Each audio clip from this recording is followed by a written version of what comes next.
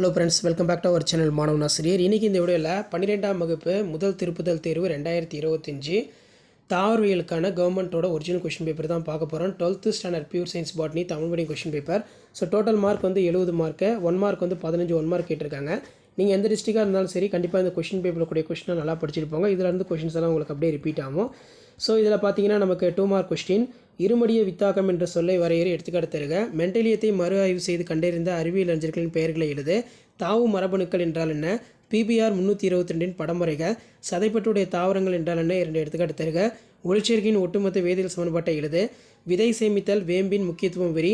Bonsai வரையறை. அதே மாதிரி உயிரி ஒளி பல்பெருக்கம் என்றால் என்ன? அடுத்து பார்த்தீங்கன்னா 6 × 3 18. இதில் பார்த்தீங்கன்னா சூழியின் படம் வரைந்து பாகம் குறிக்கவும். மரபு வரைபடம் என்றால் என்ன? பயன்கள். பல்வேறு வகையான ஒன்றிணைப்பு தொழில்நுட்பத்தை ஒப்பிடு. மரபணு வளக்கூறு பாதுகாப்பு பற்றி நீ அறிவது யாது? அவற்றை விவரி. சூழ்நிலை மண்டலத்தின் வகைகளை எடுத்துக்காட்டுடன் பட்டியலிடு. விரிவாக்கம் தருக.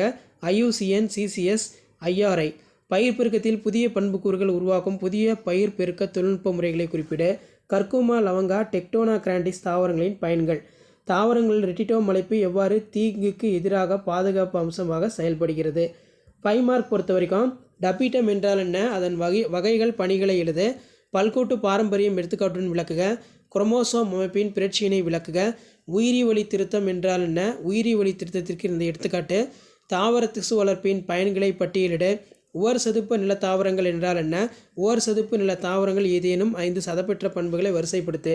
தாவர வழிமுறை வளர்ச்சி என்றால் என்ன? பாறை வழிமுறை வளர்ச்சியின் படிநிலைகள். வேளாண் காடுகள் என்றால் என்ன? வணிக வேளாண் காடுகள் மூலம் வளர்க்கப்படும் 4 தாவரங்களுக்கு எடுத்துக்காட்டு. பயிர் பெருக்கம் என்றால் என்ன? குறிக்கோள். உன் வீட்டு தோட்டத்திற்கு இயற்கை பூச்சிக்கொல்லியினை வீட்டில் உள்ள காய்கறிகளை பயன்படுத்தி எவ்வாறு தயாரிப்பாய்? ஸோ கண்டிப்பாக இந்த கொஷின் பேப்பர் நல்லா படிச்சுக்கோங்க. இதான் ஃபர்ஸ்ட் டிவிஷன் டெஸ்ட்டு, ஜனவரி 2025 12th standard botany Tamil medium question paper. Thank you.